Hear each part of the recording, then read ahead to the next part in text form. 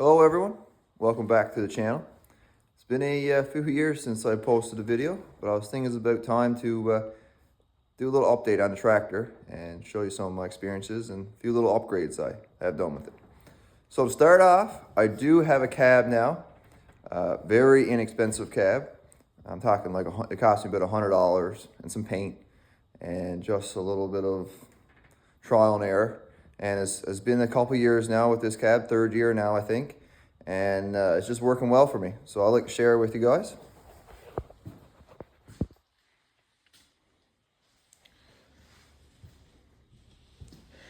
So this is my BX 1880, so I've always had, and I got a homemade cab put on it.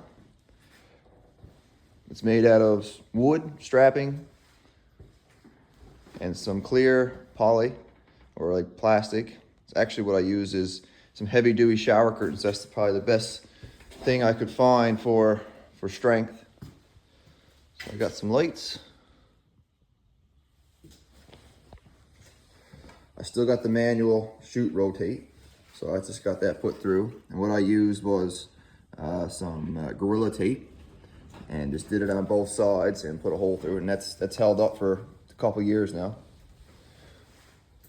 So basically I just made a frame, a couple measurements.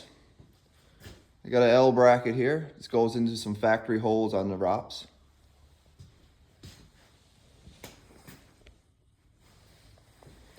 Right, and just on the sides, I just kind of cut it and it stayed there.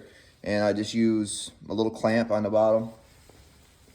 And what I did on the sides, I did more Gorilla tape and put staples in it.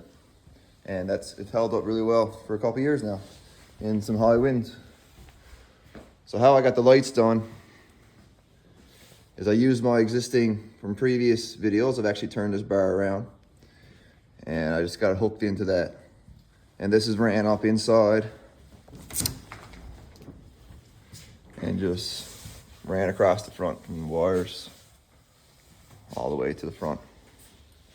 So yeah, so this homemade door, just plastic. Right, I got a little latch inside, latch when you get in.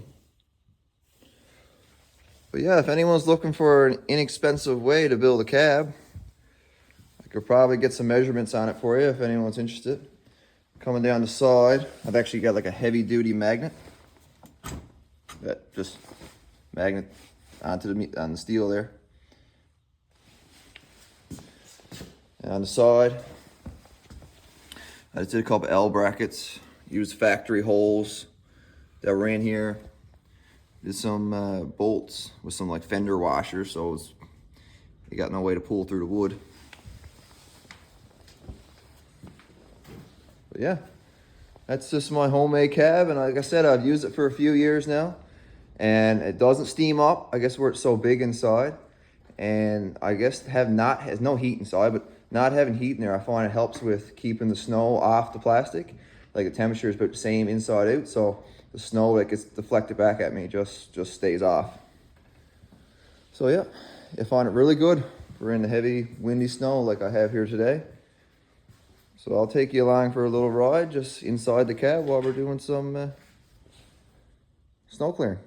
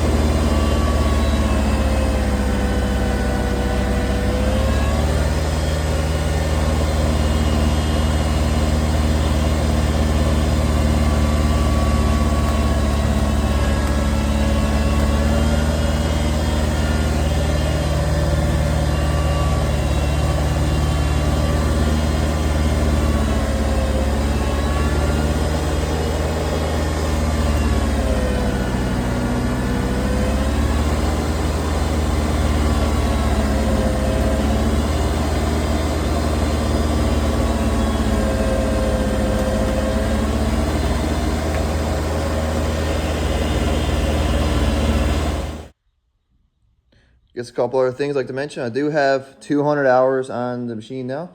Most of it's snow clearing. I do still use the loader in the summer, but low hours doing that type of work. But the snowblower's held up very well.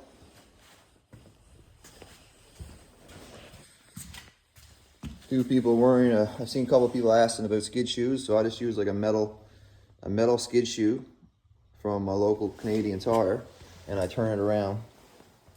Actually turn the shoe around, and I just use the factory wear bar. It's my second wear bar now. I usually just flip it around. It's getting there now, so I gotta flip it around soon. And my electric actuator for the chute up and down is held up very well. It's been 2 or 3 years now, so it's a great little option. It's better, a lot cheaper than the hydraulic options Kubota offer. But yeah, hopefully someone can find this helpful. And if you want to see some more tractor stuff or a few other things, don't forget to like and share. Thanks, guys.